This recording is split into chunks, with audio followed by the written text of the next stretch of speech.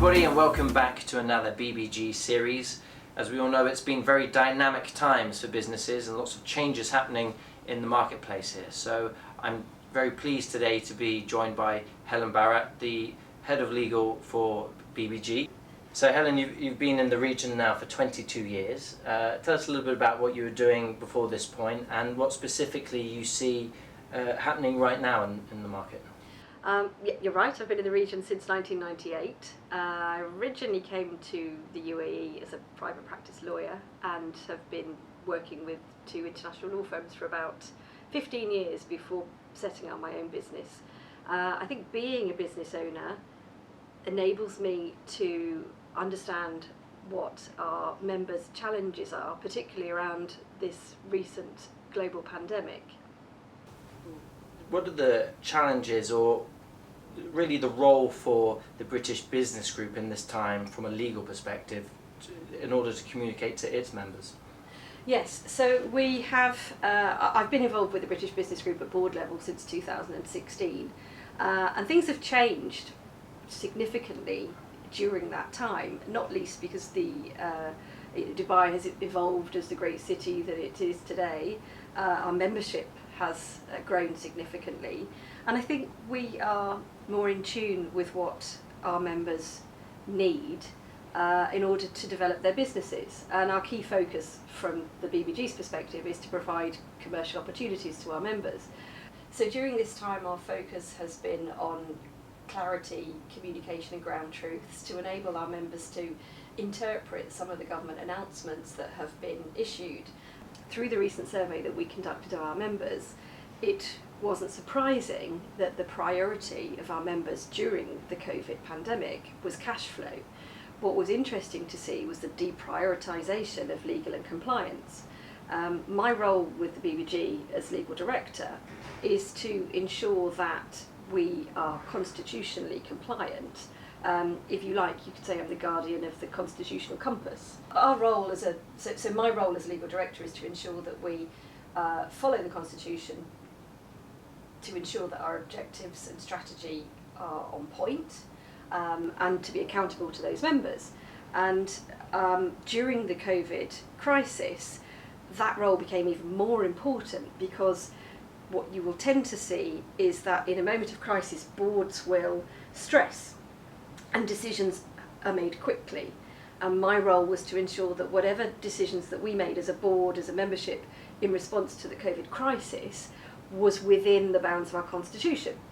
So it's interesting, the survey brought out that legal and compliance was less of a priority, considering people had, maybe more higher priorities with cash flow, but at the same time, the being able to understand and get that communication from the government had never been higher, not just from the UAE, but we needed to know what was happening back in the UK in terms of, as an expatriate, what does this mean to us?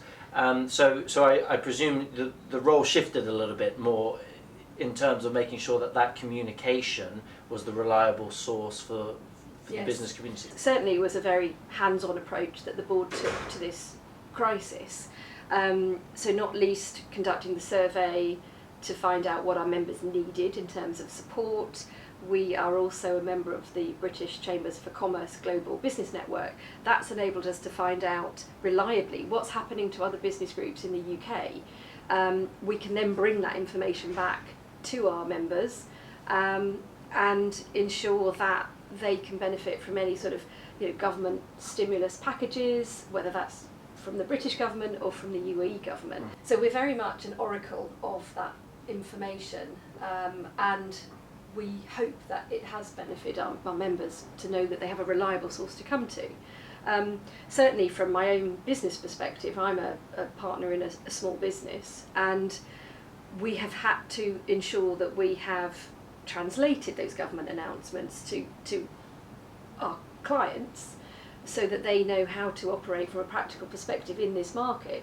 I think the question you asked about corporate governance is that we, coming from a British background, we maintain British standards of operations, and that's all well and good, but a lot of businesses don't understand that there are corporate governance regimes or sort of levels that you need to uphold in this jurisdiction. And our role in the BBG, and particularly my role as a business owner, is to make sure that we bring this information to businesses and understand the consequences of not complying. And mostly, in this jurisdiction, the consequences of not complying with corporate governance is fines, penalties, sanctions in that respect. Very different in the UK, the sanctions could be a criminal sanction. Here, it's going to hit your pocket. So that was, it goes back to the first issue from our survey, or the first response from our survey, was cash flow. So while people deprioritise corporate governance, there is such a connection between the two that we have to ensure that we as a group, me as a business owner, and our members have the tools that they need to comply with the corporate governance regimes here, not least with the standards of their own sort of country. But I think that's where the BBG has stood out as a business group.